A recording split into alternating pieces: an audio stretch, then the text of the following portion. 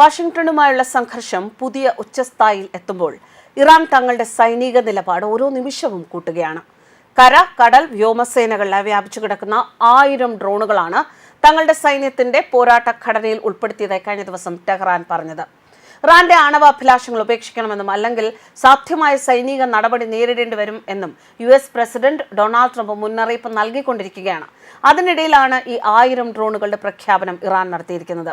ഒന്നിലധികം മേഖലകളിലായി സ്ഥിരവും മൊബൈൽ ആസ്തികളെ ലക്ഷ്യം വെക്കാൻ കഴിവുള്ളതുമായ പോരാട്ടം, നിരീക്ഷണം, സ്ട്രൈക്ക് ദൗത്യങ്ങൾ, ഇലക്ട്രോണിക് യുദ്ധം എന്നിവയ്ക്കായി രൂപകൽപ്പന ചെയ്തിരിക്കുന്ന ആഭ്യന്തരമായി നിർമ്മിച്ച സംവിധാനങ്ങളാണ് ഡ്രോണുകളെ ഇറാൻ ഉദ്യോഗസ്ഥർ വിശേഷിപ്പിക്കുന്നത്. വേഗത്തിലുള്ള പോരാട്ട സന്നദ്ധത ഉറപ്പാക്കണം, ഏത് ആക്രമണത്തിനും നിർണായക പ്രതികരണം നൽകാനുമാണ് ഈ നീക്കമെന്ന് സൈനിക മേധാവി മേജർ ജനറൽ അമീർ ഹത്താമി പറയുന്നു. ഇറാൻ ആണവായുധങ്ങൾ സ്വന്തമാക്കരുത് എന്നാണ് അമേരിക്കയുടെ നിർബന്ധം. അതേസമയം ടെഹ്റാന്റെ പക്ഷം എന്താണെന്ന് വെച്ചാൽ അവരുടെ പ്രതിരോധ ശേഷികൾക്ക് മുന്നിൽ വിലപേശൽ നടത്തരുത് എന്നാണ്. മേഖലയിൽ US സൈന്യം പ്രതിരോധം ശക്തിപ്പെടുത്തുകയും ഇസ്രയേൽ ഉൾപ്പെടെയുള്ള അമേരിക്കയുടെയും സഖ്യകക്ഷികളുടെയും താൽപര്യങ്ങൾക്കെതിരെ പ്രതികാരം ചെയ്യാൻ ഇറാൻ തയ്യാറാണ് എന്ന സൂചന നൽകുകയും ചെയ്തതോടെ സംഘർഷം കൂടുതൽ ശക്തമാവുകയാണ്.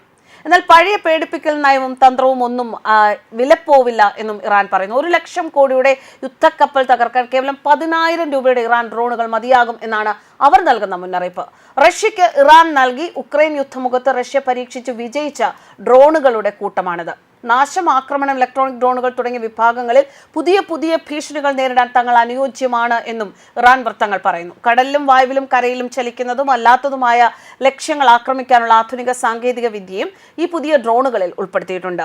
ഹോർമൂസ് കടലിടുക്കിന് സമീപം ഡ്രോൺ കാരിയർ യുദ്ധക്കപ്പലായ ഷാഹിദ് ബാഗേരി നിലയുറപ്പിച്ചിരിക്കുകയാണ്. ഇറാന്റെ ആദ്യത്തെ നാവിക ഡ്രോൺ വാഹിനി കപ്പലാണ് ഷാഹിദ് ബാഗേരി. 2025 ഫെബ്രുവരി 6 കമ്മീഷൻ ചെയ്ത കപ്പലാണിത്.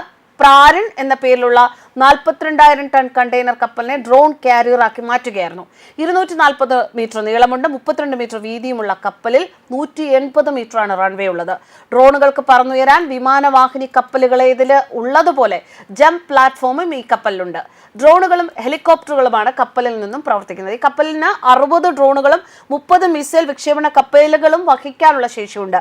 മുന്നിലും പിന്നിലുമായി 17 കിലോമീറ്റർ റേഞ്ചിലുള്ള 8 കൗസർ 222 മിസൈലുകൾ, ലോഞ്ചറുകൾ, ഖാദർ നസീർ പരമ്പരയിൽപ്പെട്ട ആന്റി ഷിപ്പ് മിസൈലുകൾ എന്നിവയും ഈ ഡ്രോൺ കാരിയറിലുണ്ട്. ഇറാൻ സൈന്യത്തിന്റെ ശക്തി ഡ്രോണുകളും മിസൈലുകളുമാണ് എന്നത് അമേരിക്കയ്ക്കും ഏത് രാജ്യത്തിന്റെയും പ്രതിരോധ സംവിധാനങ്ങളെ നിഷ്പ്രഭമാക്കാൻ സാധിക്കുന്ന ഡ്രോണുകളുടെ വിപുലമായ ശേഖരമാണ് ഇറാനുള്ളത്. വിമാനവാഹിനി കപ്പലുകൾ പോലുള്ളവയെ ലക്ഷ്യം വെക്കാൻ കുറഞ്ഞ ചെലവിൽ നിർമ്മിച്ച ഡ്രോണുകൾക്ക് സാധിക്കുമെന്നാണ് വിലയിരുത്തൽ. അതിനാൽ അർമാഡ മുന്നിൽ നിർത്തിയുള്ള USന്റെ ഭീഷണിയെ ഒരു പരിധിവരെ നേരിടാൻ ഇറാന്റെ ഡ്രോൺ കാരിയർ വിന്യാസത്തിന് സാധിക്കും. മാത്രമല്ല, ഇറാന്റെ മിസൈലുകൾ കപ്പലുകളെ ലക്ഷ്യം വെക്കാൻ രൂപകൽപ്പന ചെയ്തിട്ടുള്ളവയാണ്.